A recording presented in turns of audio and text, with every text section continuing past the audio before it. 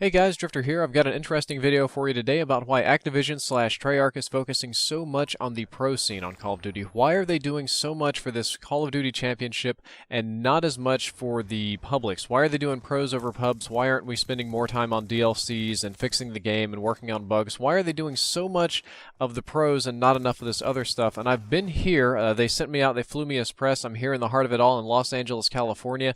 I'm press at the event. For those of you that have watched, you've probably seen me wandering around aimlessly when the camera pans by. I haven't been able to do a very good job as press because in a room when their music is so loud I can't hear myself think, recording on this microphone is not very useful. I also got a very cool tour of the Infinity Ward Studios. They're brand new studios. They just opened them up this week. You got to meet some developers, Mark Rubin, community managers, Tina, Candice Lexia, lots of other people that work behind the scenes of the game that you probably only see in the credits of the game and aren't familiar as with on Twitter. Lots of interesting stuff, but we're here to talk about mostly the esports. Why is there the focus on that?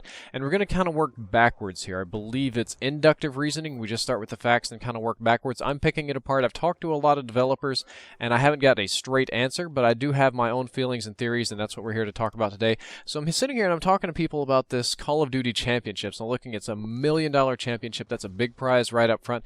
I'm looking at the people that were invited. Pro teams were flown in from all over the world. There was something, I believe, 128 players for a lot of different pro teams: Australia, South Africa, Italy, France, all of North America, Canada, Mexico, all sorts of places, Germany even, and Australia. Can't forget about Australia. Had a nice brunch with the Australians this morning, and they also put a lot of planning in this. When I first got to the hotel, Hastro shows up, and I was like, "Oh, Hastro, they flew you in too," and he was like, "No, I've been planning this for months." I was like, "Oh, yeah, wow, this is your kind of event, right?" He's like, yeah, I've been working on this a really long time."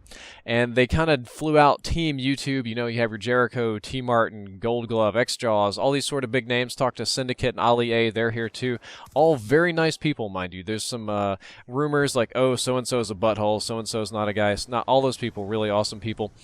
And this is a lot of effort, a lot of focus, and I just don't get it. And then I started thinking back, well, I remember when we were getting these development releases for Black Ops 2, and one of the things that Vandahar talked about a lot is we're going to make this game competitive, we're going to make this game competitive, it's going to be fun for pubs, and it's going to have a good metagame, it's going to have a good competitive sort of game going on to it. And when it came out, it had League Play, which was very interesting.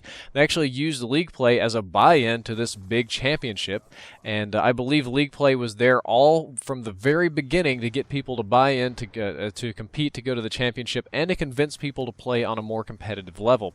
They were also very attentive to the competitive community in this one. A lot of people were saying the only reason that the Cap 40s were nerfed recently is because the pros didn't like them. And the question is, why? So what they do all these things for the competitive community? What about the rest of us that don't play, Call of Duty Pro, super try-hard panties all the time? What's the point of this? And now we're getting to the point. I believe their end goal is a three-pronged attack. It's one big picture idea, but the big picture is better described and explained in smaller parts. The key problem that I believe you have right now explaining Call of Duty to people is that there's no central hub for Call of Duty. If you're not a COD player, and I know all of you guys are COD players, but if you're not a COD player and you're like, what is this Call of Duty that everybody keeps talking about that I see on TV? What's it actually about? And you get on YouTube and you type in Call of Duty, what are you going to see? You might see some campaign videos, you might see zombies, you might see search and destroy, you might see hardcore, you might see, and then when it comes to the content side, let's see, even if you don't type it and you ask somebody, what's the best thing to watch to give me a feel for how Call of Duty is played, you might see a pub stomper, somebody might recommend somebody that plays pro all the time, or somebody might recommend something that somebody's like a big personality, like a white boy on YouTube, also very popular, or Woody's Gamertag. They're all COD players, but there's not a common hub, there's not a central theme to all this, there's not something that ties it all together to where we'll say average Joe that's very ignorant about this, this Call of Duty is kind of interesting, I'm going to read about it, I'm going to look it up. And you have so many different things going on, and the thing about it is that these are almost equally sized things. There's no one giant thing that everybody gets behind in Call of Duty and just rolls with. The whole community is fractured into all sorts of sub-communities. And because of this, you also don't have a unified experience with Call of Duty. You said, do you play pro or do you play pubs? Okay. Or do you use noob noob tubes. That was a big one in previous Call of Duty games. A lot of people would joke, yeah, the only experience I share in common is that we all get noob tubed. Or one of the biggest COD channels out there, KYR Speedy's, mostly a trolling channel. What's the most popular game type? Is it TDM? A lot of people play it, a lot of people don't.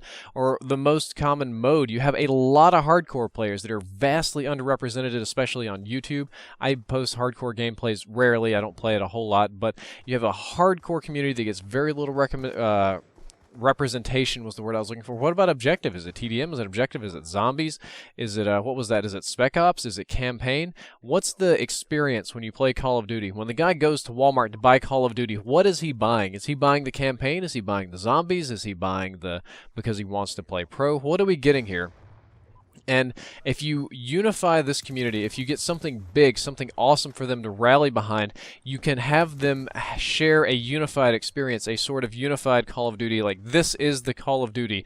Like, Call of Duty is a game where you get on and you play with 4 of your friends in a really competitive match, and we play 2 or 3 different game types and blah, blah, blah. That's how you play it. It won't any longer be Call of Duty, you play the campaign and then go online and get called a faggot and this other sort of stuff. Or Call of Duty, the zombies mode is really fun, that's why I buy it. Or Call of Duty, I like hardcore. I'm way more skilled than everybody else. Hardcore players have a big chip on their shoulder, a lot to prove, but they actually are usually very good.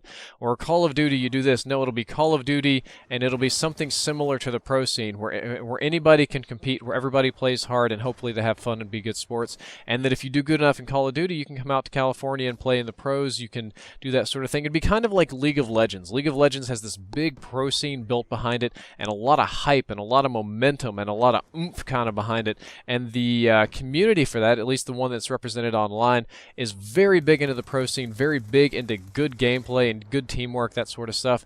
That's not represented well in Call of Duty, and I believe that Activision wants this because it will improve their sales. Activision is a giant corporation. Corporation's not a person, it's an organization composed of people. It doesn't have feelings, and it's designed to just kind of hunt dollars.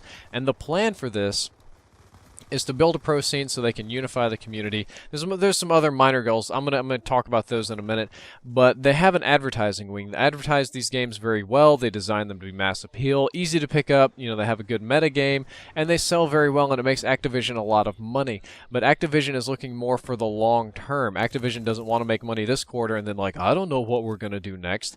The community is what builds the DLC sales. It's what builds the long-term sales. It's what convinces the late adopters. It's the people that convince their friends to buy the game because it's a good game, because they like it, and the reputation, because these are game studios, they're art studios, they have a reputation, especially the studios, maybe not so much the publisher, Activision. They do like to publish good games. They don't like having a bad reputation. Any company wants to be known for doing the best, and that is created by the community. So doing this and pushing for this to sort of unify the community together, and a lot of people might even like, they would want to rally around a different poll, but this is the poll the company's chosen. They want to rally around it because they're looking for the long term. They want Call of Duty to be more like a continual thing and less of just like a big boom in December. And there are some minor goals around this, in that there are big cults of personality built around this game. Just look at the YouTubers out there. I'll use Ali, Syndicate, Woody, T. Martin, White Boy, lots of very popular people that have their own followings of ridiculous proportions here on Call of Duty, and they'd like to kind of build this around pros, because if you get more pros, more exposure, they'll get more of a cult of personality and pull more people into the flagpole that everybody's trying to unify around. That'll help them out. It'll also establish itself amongst other games. There's something a little bit extra about having a competitive game, about having a game that's pro. There's competitive and pro Minecraft players even, and some of them really, really go for that. Lastly, the console competition out there is not very legitimate. It's almost always been pro gamers play PC, some variety of PC game, be it a shooter, RTS, or something else. Like Halo had a very nice shining spotlight in the pro community for console. It was like the shining star of console pros. And I know some people also played Super Smash Brothers. That was never fully as popular. And nothing has really filled in Halo's shoes to give console any sort of legitimate gaming experience. So that's what they're looking for. That's more of a minor goal. I've talked to a lot of developers. I talked to Vandahar himself. He decided that I was OP, so I'm a little bit nerfed now. That's why my microphone sounds funny. It's not because I have a travel mic. I've actually just been nerfed. But Lots of developers at Infinity Ward. I sat down, I had lunch with Mark Rubin, and we talked about a lot of different things that I can't necessarily discuss on the internet.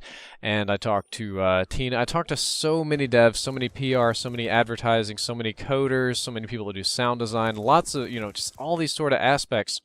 And these are all smart people. I know you give them a lot of crap here on the internet, but they're really bright and they're trying really hard and they want to make something. And I hope that what it is they're trying to make works. Smart people, big plans, who knows what's going to happen. Drifter out.